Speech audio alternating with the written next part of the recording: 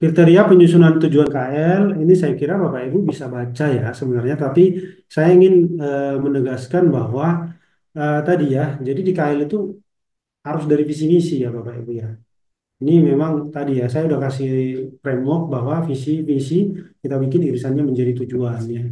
Nah ini memang agak apa ya, harus kita lihat dulu visi misinya baru bisa kita rumuskan kira-kira tujuannya apa. Nah, kemudian tujuan juga harus menunjukkan kondisi yang ingin dicapai pada periode jangka menengah tadi saya sampaikan. Ini 5 tahun Bapak Ibu. Jadi Bapak Ibu jangan bikin tujuannya terlalu muluk-muluk sehingga nggak masuk akal. Ini bisa dicapai 5 tahun apa enggak sih? Begitu ya. Itu jangan-jangan ini harus 20 tahun gitu.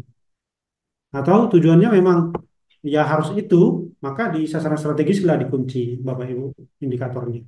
Supaya tidak terlalu muluk-muluk ya. Nah makanya tadi muluk-muluk apa enggaknya itu harus kita lihat juga ada nomor 3. Tujuan harus dapat dicapai dengan kemampuan.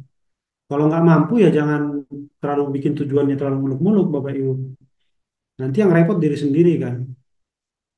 Nah jangan lupa tadi saya sampaikan ya Bapak Ibu ya. Jadi orang sering menganggap tujuan strategis ini hanya sebuah formalitas yang bisa dirumuskan begitu aja. Tapi lihat nih poin nomor 4. Ini kenapa saya kita highlight nih. Tujuan harus dapat mengarahkan perumusan sasaran strategis.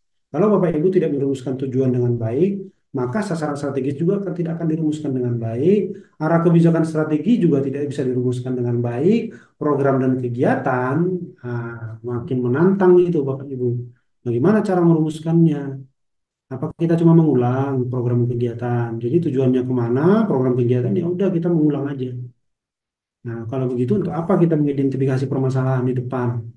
Kalau toh program kegiatan kita itu nggak menyelesaikan permasalahan, atau toh program kegiatan itu kita nggak mencapai visi misi, ya begitu ya Bapak Ibu. Jadi tantangannya di situ. Nyusun Resta itu tantangannya adalah linearitas itu Bapak Ibu, dari atas ke bawah itu harus konsisten gitu. Jadi kayak kalau dalam apa namanya ya, kalau dalam guru atau mengajar atau dosen itu kalau bikin silabus itu dari kurikulum, silabus sampai session plan itu harus linear.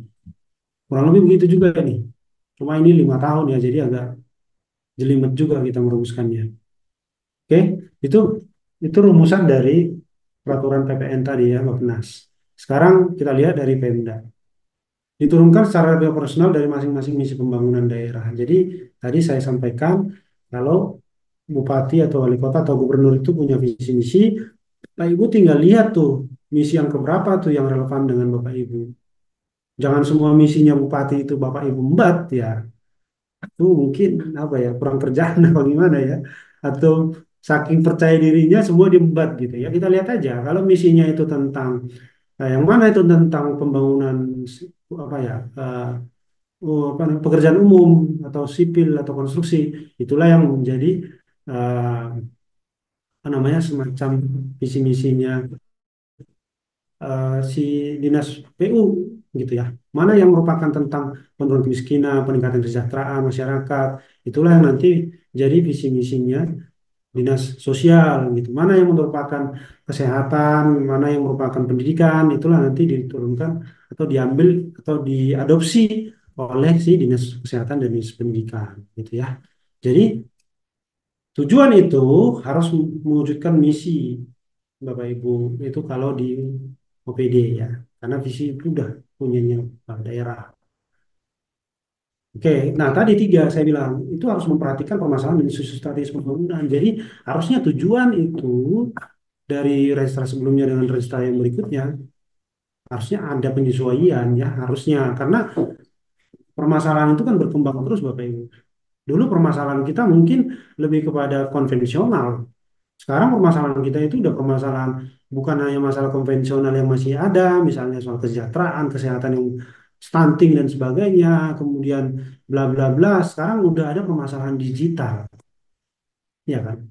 Dulu dulu misalnya hanya soal stunting, hanya soal gizi buruk, Bapak Ibu. Sekarang anak-anak sudah selain soal gizi buruk di daerah pedesaan atau di daerah yang 3T misalnya, di daerah perkotaan soal kesehatan itu adalah soal bagaimana anak kecil sudah terpapar digital sejak kecil. Ini kan mempengaruhi itu, ya. Interaksi anak-anak sekarang kan mulai berkurang, Bapak Ibu. Misalkan sangat nih generasi Alpha yang lahir-lahir tahun setelah COVID ini banyak orang tua mengeluhkan anak-anak sekarang itu apa ya apa namanya itu introvert, insecure kalau berhadapan dengan masyarakat luas apa ya banyak gitu. Padahal orang Indonesia itu kan terkenal sangat apa ya bergaul ya sejak dulu ya kita dikenal ramah dan sebagainya. Saking ramahnya banyak yang kepo gitu ya, kepo dengan urusan orang lain ya. Gitu. Gosip habis dibabat tuh yang di TV-TV itu. Makanya kadang-kadang saya lihat di pagi-pagi aja TV udah nyarin gosip. Saking keponya itu orang Indonesia katanya kebanyakan bapak itu. Itu orang lain ya yang di ruangan ini nggak ada.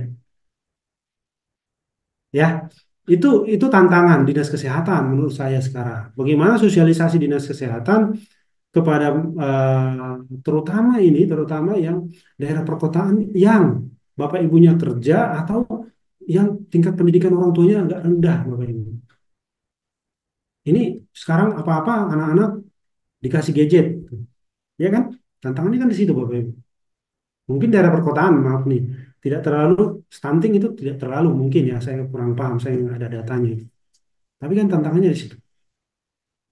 Nah itu kan harusnya apa ya permasalahan itu menjadi sesuatu yang berbeda ya dibanding 5 tahun lalu mungkin misalnya. Nah itu tadi ya harus dapat diukur dalam jangka 5 tahun ke depan. Gimana cara mengukurnya ya lewat sasaran strategis lah Bapak Ibu.